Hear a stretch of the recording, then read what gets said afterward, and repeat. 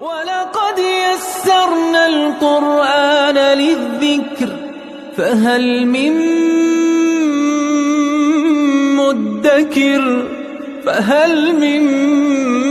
مُدَّكِرٍ اعوذ باللہ من الشیطان الرجیم بسم اللہ الرحمن الرحیم الحمد للہ رب العالمین وصلی اللہ علی سیدنا و نبینا ابی القاسم المصطفیٰ محمد وعلى آلہ الطیبین الطاہرین المعصومین اما بعد اعوذ باللہ من الشیطان الرجیم وما ارسلنا من رسول الا لیطاع باذن اللہ ولو انہم اذ ظلموا انفسهم جاءوك فاستغفروا الله واستغفر لهم الرسول لوجدوا الله توابا رحیما صدق اللہ العلی العظیم۔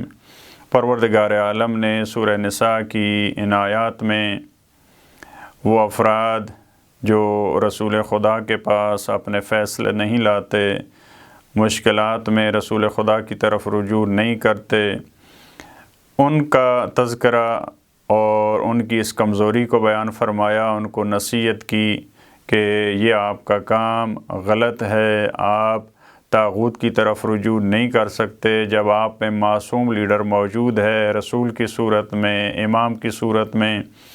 آپ کو یہ حق حاصل نہیں ہے کہ آپ غیر معصوم کے پاس حتیٰ اپنے فیصلے لے کر جائیں۔ ایک مرتبہ اطاعت کا حکم ہے، شریعت ہے، نماز روزہ کے مسائل ہیں، حج و زکوٰۃ کے مسائل ہیں، قرآن کریم نے ان کی بات نہیں کی، وہ تو اس میں تو کوئی شک نہیں ہے، لیکن قرآن کریم اجتماعی مسائل میں، معاشرتی مسائل میں، سیاسی مسائل میں، سماجی مسائل میں معاشرے کو متوجہ کر رہا ہے کہ آپ نے معصوم لیڈر سے لینا ہے۔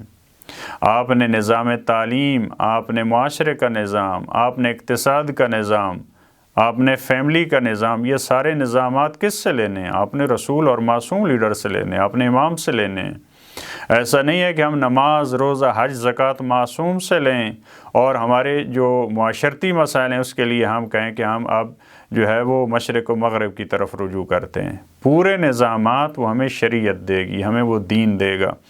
اس آیت میں فرمایا وما ارسلنا من رسول الا لیطاع باذن اللہ، ہم نے کوئی رسول نہیں بھیجا مگر یہ کہ ہم نے یہ حکم دیا ہے کہ اس کی اطاعت کی جائے اللہ کے اذن سے۔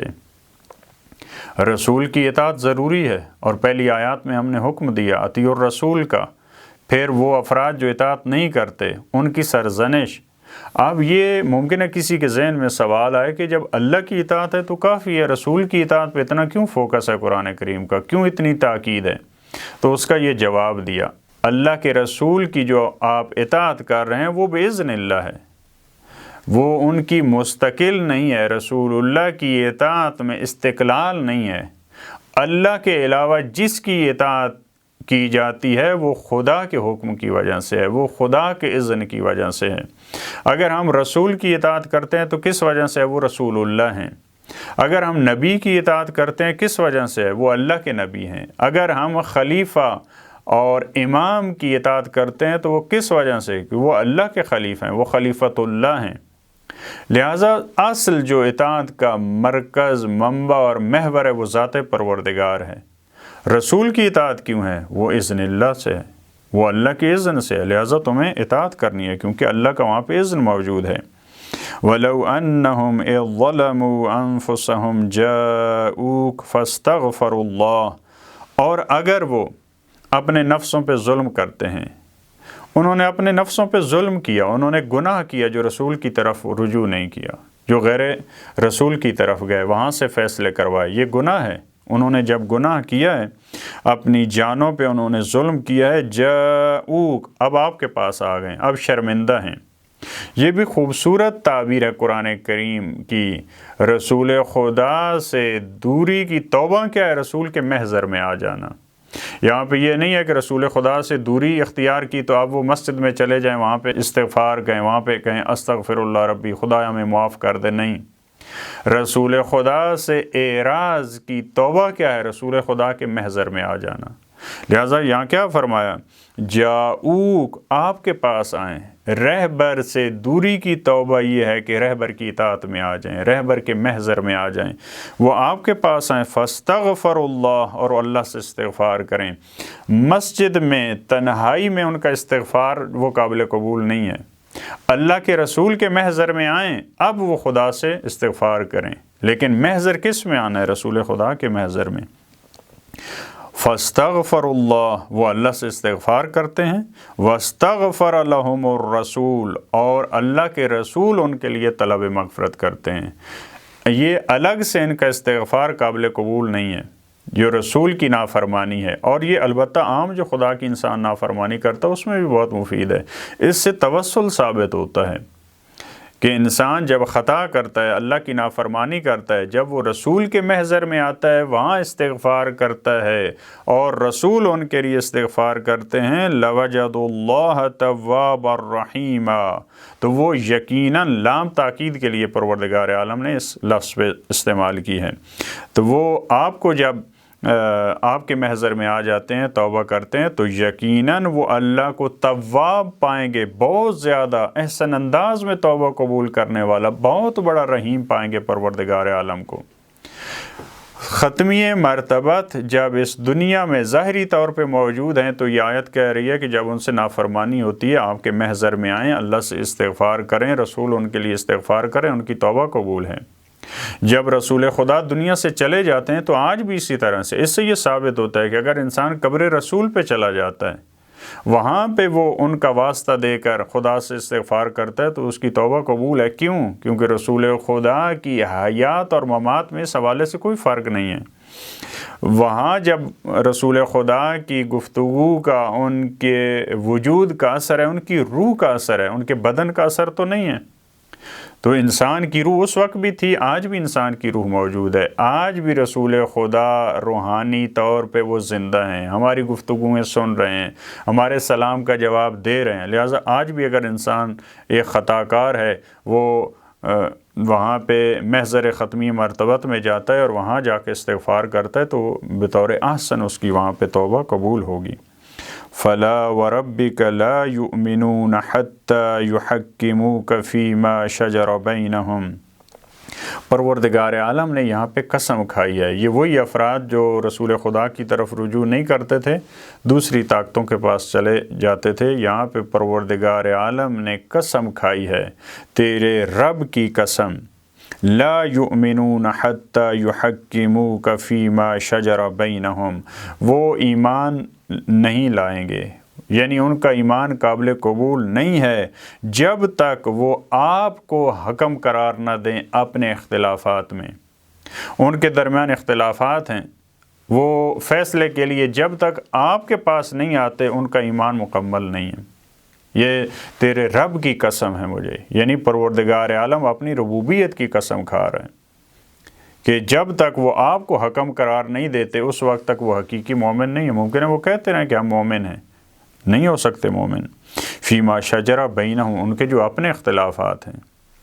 ثم لا یجدوا فی انفسہم حرجا مما قضیت، پھر وہ اپنے اندر کسی قسم کی تنگی کو محسوس نہ کریں۔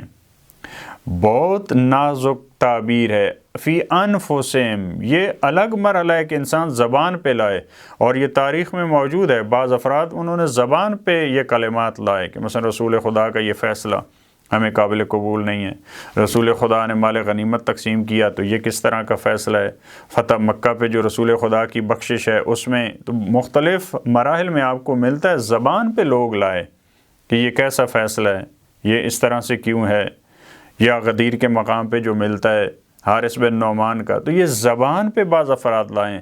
قرآن کریم نے زبان کی بات نہیں کی، فی انفسہم، اپنے اندر وہ تنگی محسوس نہ کریں، یعنی ان کے ذہن میں یہ چیز نہ آئے کہ رسول خدا کا جو فیصلہ یہ تو ہمارے نقصان میں ہوا ہے، یہ تو شاید ٹھیک نہیں ہے۔ وہ مومن نہیں ہو سکتے اگر ان کے اندر یہ بات آئے، ان کی ذہنی کیفیات میں رسول خدا کے بارے میں اس طرح کا کوئی خیال نہیں آنا چاہیے۔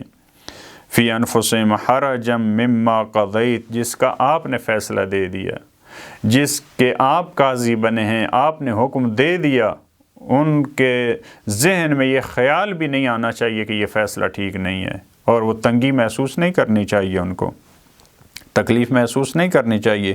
وَيُسَلِّمُوا تَسْلِيمًا، اور انہیں سر تسلیم خم ہونا چاہیے۔ ہر حکم، ہر فیصلہ جو رسول خدا کی طرف سے صادر ہو، اس کے سامنے انسان کو مقام تسلیم میں آنا چاہیے۔ وہ کہے کہ سمعا وطاعۃ، میں نے سنا اور میں نے اطاعت کی، میں اس کو قبول کرتا ہوں، میں اس کی نافرمانی نہیں کرتا۔ بہت سارے ایسے فیصلے ہوتے ہیں جو انسان کے نقصان میں ہوتے ہیں۔ ممکن ہے رسول خدا کہیں کہ یہ آپ کی چیز نہیں ہے، وہ دوسرے فرد کی ہے، آپ کو زمین دینی پڑے، آپ کو جائیداد دینی پڑے، آپ کو گھر دینا پڑے۔ لہٰذا پروردگار عالم نے اطاعت ختمی مرتبت کے جو اہم مراحل ان آیات میں سورہ نساء میں بیان کیے ہیں، شاید وہ کم دوسری آیات میں بیان ہوں، لہٰذا بہت ہی دقیق مراحل ہیں، اور اس دور میں بھی بہت زیادہ درس اور سبق موجود تھا ان آیات میں، اور آج بھی ایسے رسول خدا کے جو فرامین ہیں، رسول خدا جب دنیا سے جا رہے ہیں تو قرآن اور اہل بیت دو قیمتی چیزیں چھوڑ کے جا رہے ہیں، تو رسول خدا کی اطاعت جیسے تھی آج ان کی اطاعت اسی طرح سے ہے۔ اس وقت ہم رسول خدا کے فیصلوں کی طرف رجوع کرتے تھے، آج ان کی سنت موجود ہے، ان کی اطرت کے فیصلے ان کے سامنے پروردگار ہمیں اسی طرح سر تسلیم خم ہونے کی توفیق دے، جیسے وَيُسَلِّمُوا تَسْلِيمًا کی منزل میں قرآن کریم نے ہمیں حکم دیا ہے۔